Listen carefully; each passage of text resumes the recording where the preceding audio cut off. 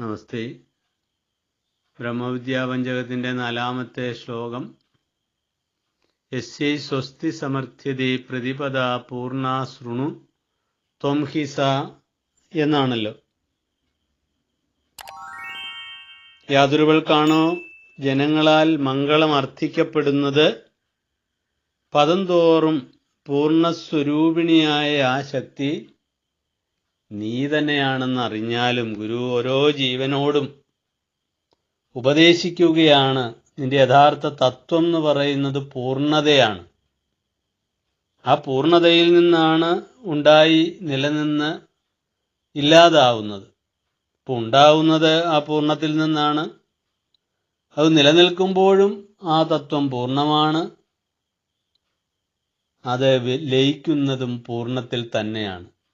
അതുകൊണ്ടാണ് പൂർണ്ണമതഃ എന്നുള്ള മന്ത്രം ചൊല്ലുന്നതെന്ന് നമ്മൾ ഇന്നലെ പറയുകയുണ്ടായി.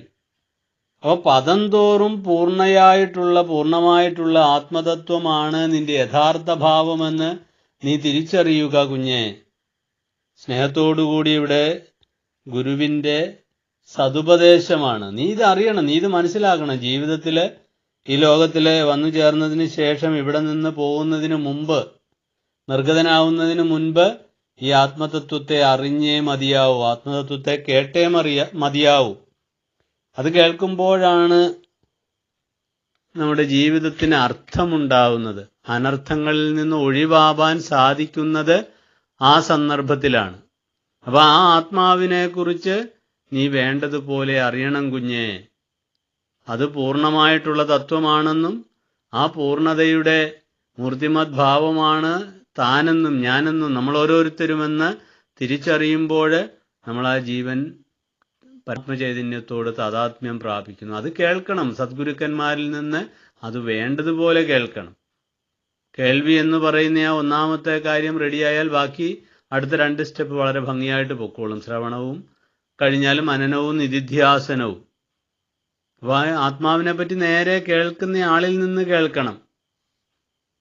നേരിട്ട് നന്നായിട്ട് പറഞ്ഞു തരാൻ പറ്റുന്ന ആളിൽ നിന്ന് തന്നെ വേണം കേൾക്കുവാൻ.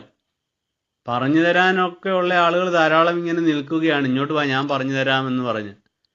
പക്ഷെ അവർ പറഞ്ഞു തരുന്നത് ചിലപ്പോൾ യാഥാർത്ഥ്യത്തിൽ നിന്ന് വളരെ വിദൂരതയിലായിരിക്കും പോയി ചെന്നു ചേരുന്നത്. നമ്മളൊരു വഴിക്ക് പോകുമ്പോൾ 4 കൂടിയ വഴിയിലെത്തുമ്പോൾ നമുക്ക് പോവേണ്ട വഴി ഏതാണെന്ന് കൃത്യമായിട്ട് അറിയാതിരിക്കുമ്പോൾ ഒരുവനോട് ചോദിച്ച് ഉറപ്പാക്കി ആ വഴിയെ പോയാൽ നമ്മുടെ ലക്ഷ്യസ്ഥാനത്തെത്തും. ഈ വഴി പറഞ്ഞു തരുന്നയാൾ തെറ്റായ ദിശയാണ് പറഞ്ഞു തരുന്നതെങ്കിൽ നമ്മളിങ്ങനെ യഥാർത്ഥ ഡെസ്റ്റിനേഷനിൽ നിന്ന് വളരെയധികം അകന്നു പോയിരിക്കും.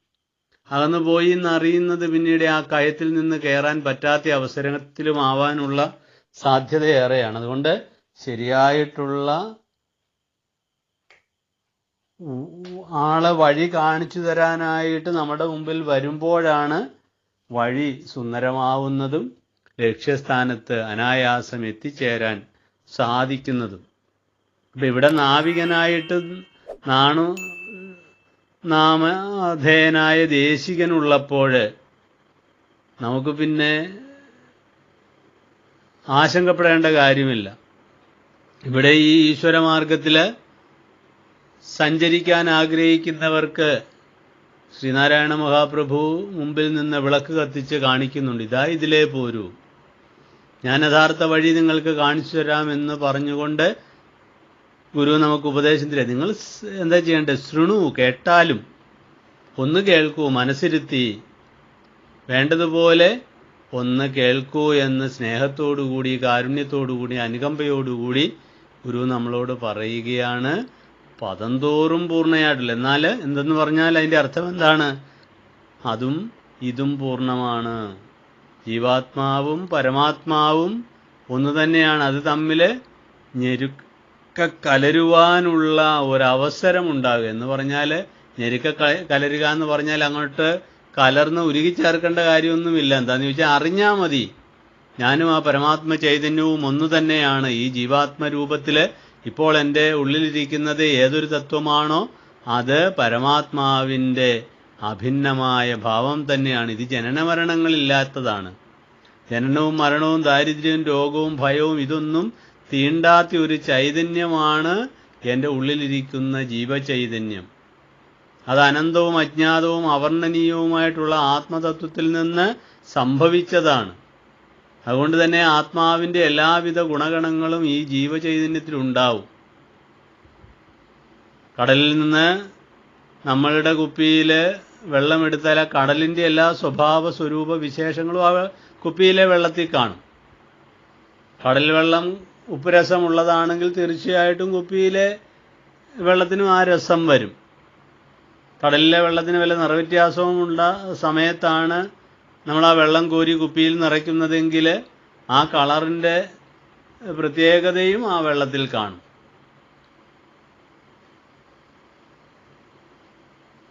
അപ്പോൾ പരമാത്മാവിൻ്റെ എല്ലാ തരത്തിലുള്ള ഗുണഗണങ്ങളും ഒത്തുചേർന്നിരിക്കുന്നതാണ് ജീവാത്മാവ്. കണ്ണാടിയുടെ മുമ്പിലെ ചുവന്ന പൂവ് വെച്ചാൽ അതെങ്ങനെ പ്രതിഫലിക്കുന്നോ അതേപോലെ അന്ധക്കരണത്തിൽ പ്രതിഫലിക്കുന്ന ആത്മതത്വമാണ് ജീവൻ. അപ്പോൾ അതാ യഥാർത്ഥമായ വസ്തുവിൻ്റെ സ്വഭാവ സ്വരൂപ വിശേഷങ്ങളൊക്കെ മിക്കവാറും ഈ നിഴലായിട്ട് പ്രകാശിക്കുന്ന പ്രതിബിംബത്തിനും കാണും. അതുപോലെ പ്രതിബിംബരൂപമായിട്ടുള്ള ഈ ജീവതത്വം ബിംബമായിട്ടുള്ള ആത്മതത്വത്തോട് ചേർന്ന് നിൽക്കേണ്ടതാണെന്ന് അറിഞ്ഞാലും കേട്ടാലും അത് കേട്ട് കഴിഞ്ഞാൽ എന്ത് ചെയ്യണം? അടുത്ത സ്റ്റെപ്പ് നമ്മൾ കാലെടുത്ത് മുമ്പോട്ട് വയ്ക്കണം. ഏതെങ്കിലും ഒരു സ്ഥലത്തേക്കുള്ള വഴി നമ്മളൊരു ആളോട് ചോദിച്ചു, ട്രാഫിക് ഐലൻഡിൽ നിൽക്കുന്ന പോലീസുകാരനോട് ചോദിക്കുകയാണ് ഇന്ന സ്ഥലത്തേക്ക് പോവേണ്ട വഴി ഏതാണെന്ന് ചോദിച്ചു. സുപരിചിതനായ വഴിയെക്കുറിച്ച് നന്നായിട്ട് അറിയാവുന്ന ആ വ്യക്തി പോലീസുകാരൻ പറഞ്ഞു തരികയാണ്, അത് ഇന്ന വഴിയെ പൊക്കോളൂ, ഇത്ര കിലോമീറ്റർ പോയാൽ നിങ്ങൾ ഉദ്ദേശിക്കുന്ന സ്ഥലത്തെത്തും. അദ്ദേഹം പറഞ്ഞത് കേട്ട് നമ്മളവിടെ നിന്നാൽ നമ്മൾ ഒരിക്കലും സ്ഥലത്തെത്തുകയില്ല. അതുകൊണ്ട് നമ്മൾ അവിടെ നിന്ന് രണ്ടാമത് ചെയ്യേണ്ടത് കാലെടുത്ത് മുമ്പോട്ട് വയ്ക്കണം. ശ്രവണം കഴിഞ്ഞാൽ മനനം എന്ന രണ്ടാമത്തെ ഭാവത്തിലേക്ക് കാലെടുത്ത് വയ്ക്കണം. ശരിയാണോ ഞാൻ ഈ കേട്ടതൊക്കെ? ഗുരു പറഞ്ഞു തരികയാണ്, നീ ഈശ്വര സംഭൂതനാണ് എന്ന് പറഞ്ഞു. ത്വം ഹി ബ്രഹ്മൻ അജേന്ദ്രിയാണി നമനോ ബുദ്ധർണ ചിത്തം വപുഃ പ്രാണാഹംകൃതോ അന്നതപ്യസ വിദ്യാകൽപിതം സ്വാത്മനി സർവം ദൃശ്യതയാ ജഡം ജഗതിദം ത്വത്തപരം നാന്യതോ ജാതം നശ്വത ഏവഭാതി മൃഗതൃഷ്ണാപം ദരീദൃശ്യതാം എന്ന് രണ്ടാം മന്ത്രത്തിൽ ഉപദേശിച്ചു തന്നു. അത് കേട്ടു കഴിഞ്ഞപ്പോൾ ഒരു സംശയം വരിക, ഞാൻ ഈശ്വരതത്വമാണെന്നാണല്ലോ ഗുരു പറഞ്ഞത്, ഇത് ശരിയാവുമോ?